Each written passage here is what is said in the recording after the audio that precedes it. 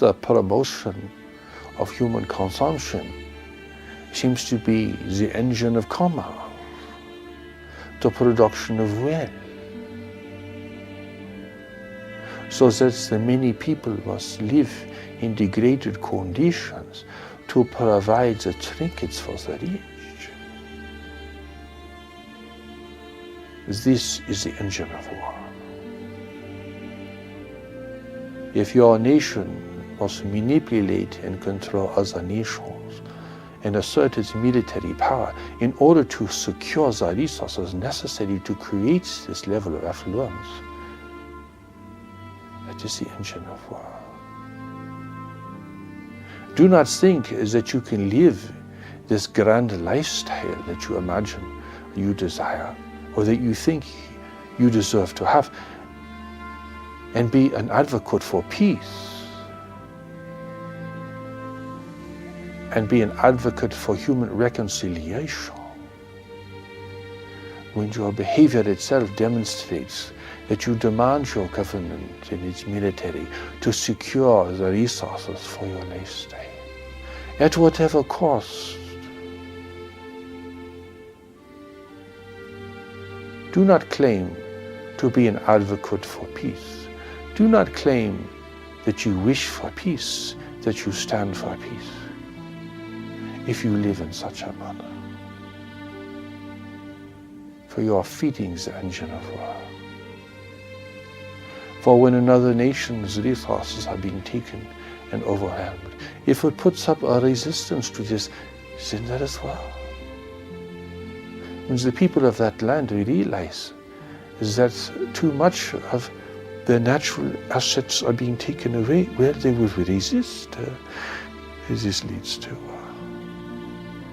When empires are built and other nations are exploited, this leads to war.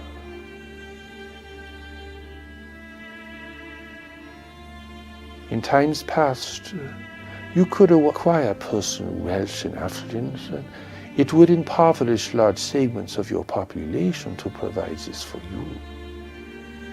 But there were always more resources. The well seemed to be bottomless, forever providing, forever yielding the gifts of the earth. In earlier times, you could always have more, and your children could always have more. And the drive for wealth, prosperity, and affluence seemed unimpeded by the limits of the world. But you are now living in a world in decline. A world that cannot produce these resources. A world that is being drawn upon too greedily. A world where humanity is selling the future of their children away to have the great pleasures for today.